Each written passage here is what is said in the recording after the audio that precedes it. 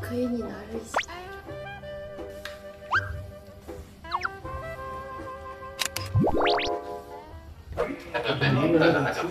是不是让这场戏一下子就升华了？对，突然想到，可以吧？对，刚才给我的感受特别像是俩人在一块儿了，会这种事儿回来，因为已经打破那个，因为你比他高嘛，所以你要不然你就是要有一点点。那就同时，我觉得同时舒服一点。摸的时候，眼神里其实对。好。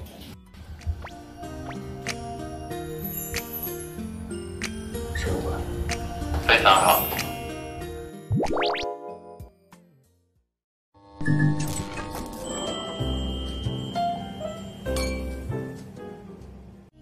感觉还挺适合你。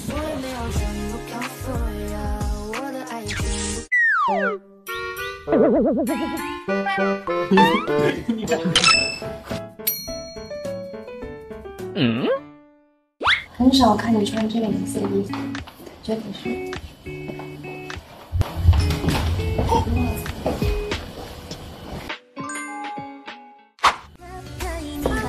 碰瓷是吗？离这么远呢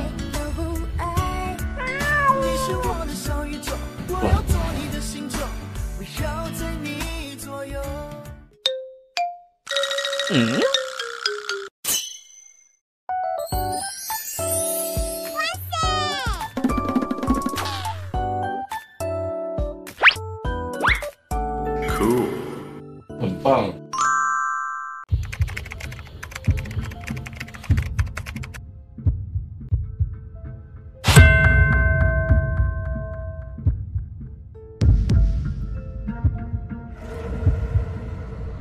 我就要给所有的朋友的一个惊喜。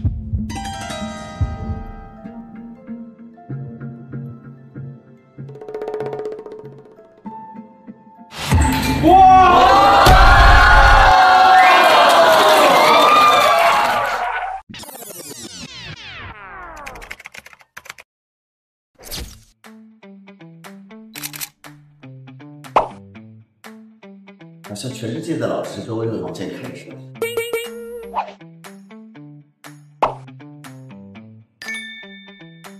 之后我们要下男女。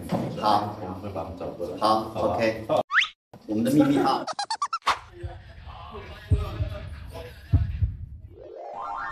欢迎到张老师。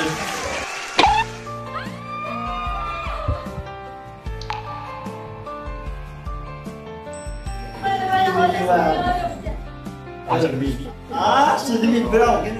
我真的不知道，真的不知道，你也不知道，太意外了。我又猜到了，感觉我要哭出来。刚不可能是真的老师，4年前。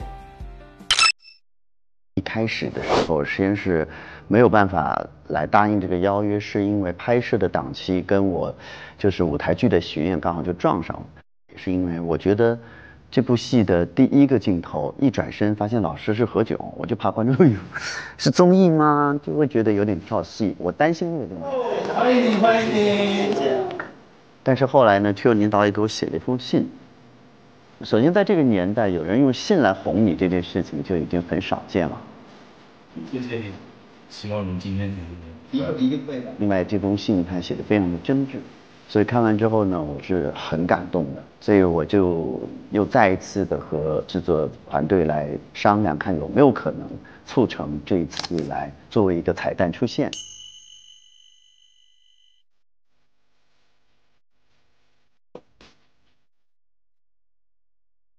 能在身材上有一定展示，所以就可能练得比之前多一点儿。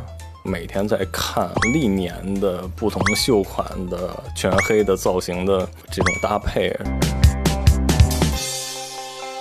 这次饰演桑延有做哪些准备工作吗？反正这自己一直也都在锻炼。然后这部剧里面有一些戏是从小说角度，包括就是从导演角度，希望能在身材上有一定展示，所以就可能练得比之前多一点儿。桑延其实成熟以后、成年以后以黑色为主，其实全黑造型还挺难做的。开拍之前，包括在定妆之前，我自己就每天在看历年的不同秀款的全黑的造型的这种搭配，然后看人家造型师是怎么能做出来的，也是给了剧组一些意见吧，然后我自己的理解。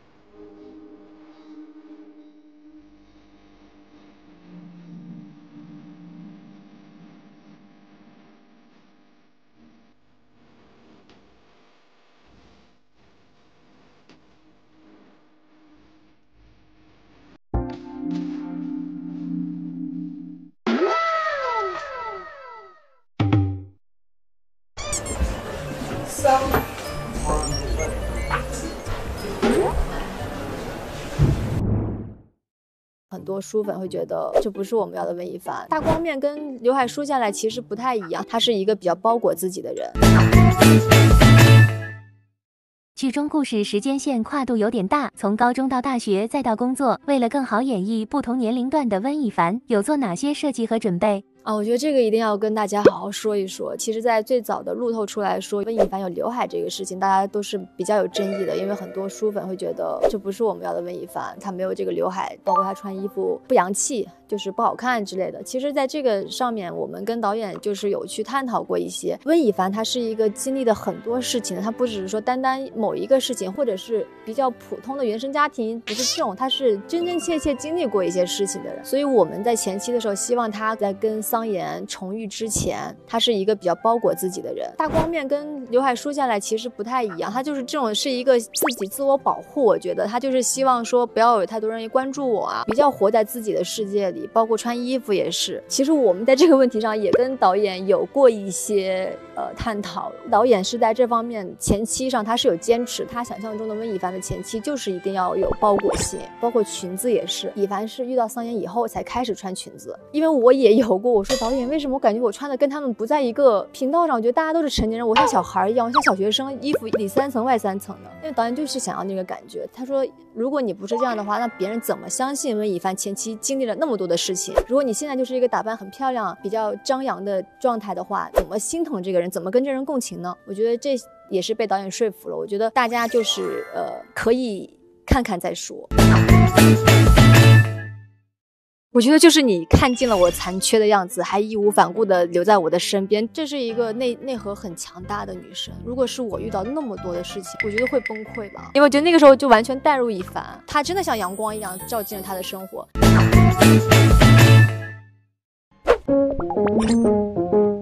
当初接《南哄》这部戏的时候，温亦凡这个角色吸引你的点是？大家看过小说的人其实都知道，亦凡是一个一眼看上去就是一个很破碎的人，因为经历了非常多的事情。但是其实你也要真正去理解他这个人物的话，你会发现他的内心是很坚强、很坚毅的一个女生。她在经历了这些事情以后，没有说怨天尤人，为什么这些事情发生在我身上或怎么样？可能说在桑延的这个事情上，她选择了离开，但她的这个离开可能是因为她为了保护这个男孩，她也觉得自己配不上他，这是他内心自卑的一个地方。但是他的内心我觉得相对来说是一个内核比较强大的人，他遇到了那么多的事情，他还是可以咬着牙去坚持的认真生活。就虽然他很易碎，但他不是说我就依赖别人，我就依靠别人。就算他没有遇到桑延之前，他也还是好好的该工作工作，该生活生活。但是桑延的来到是确确实实治愈了他，他真的像阳光一样照进了他的生活。就你没来的时候，我也可以咬着牙把自己的日子过好，但你来了，我真的觉得我的天空其实是变得有色彩了。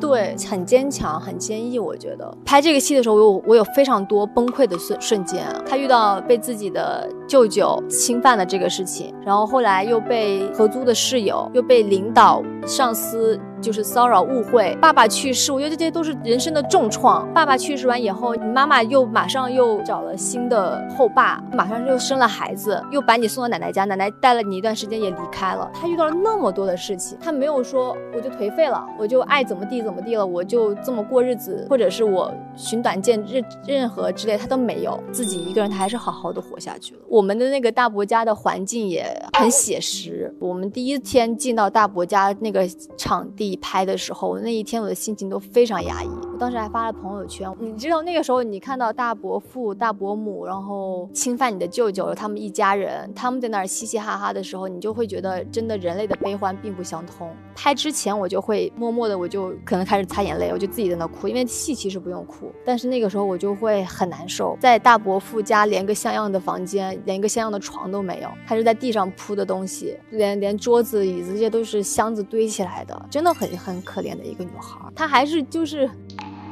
在认真面对生活这个事情，我觉得很打动人。这是一个内核很强大的女生，如果是我遇到那么多的事情，我觉得会崩溃吧。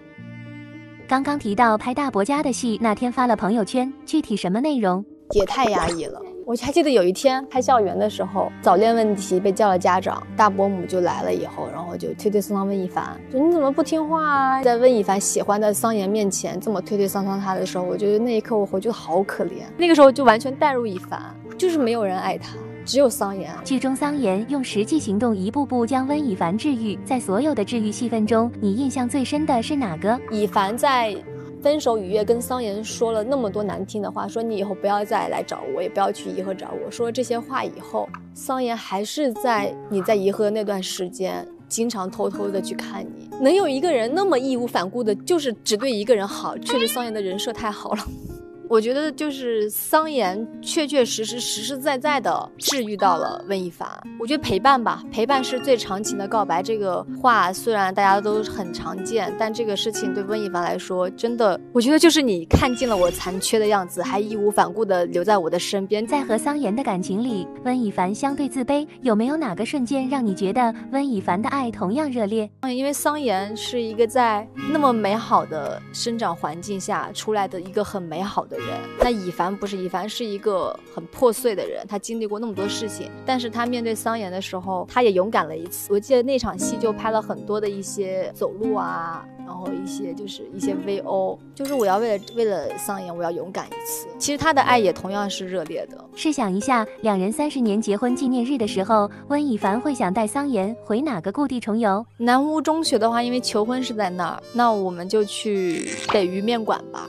就是那个少年一直在他需要他的日子一直陪着他，在北鱼面馆。演温亦凡的过程中，在造型和心态上，你有加入哪些小巧思，帮助自己更入戏？我觉得在妆造上其实已经帮很大忙了。有的时候就是比如说你今天是这个造型出现在现场，潜意识的就是我就是18岁亦凡，但你今天只梳成大人模样了，那我就是长大了亦凡。然后设计上心态就根据每一场戏当下的一些真实的环境也好，对手演员给到的，导演给到的，跟白鸽之间我们有一些比较临场的一些互动啊，让整个戏可能更有意思一点。你对哪场戏的临场互动印象比较深刻？喝醉的戏吧，在家里的沙发上喝醉的戏，其实我们最后拍起来跟走戏不太一样。他们就说有在考虑接戏问题吗？因为我们那个就是导演就说这一片区域你们就在这个区域里表演。我觉得人喝多了，他是一些就是没有知觉的，可能一会儿坐起来，我一会儿哭了，我一会儿笑了，一会儿我就趴躺着怎么样了。所以我们就比较相信对手去表演。拍完这一条，导演觉得很好，以后我们就去看回放记动作。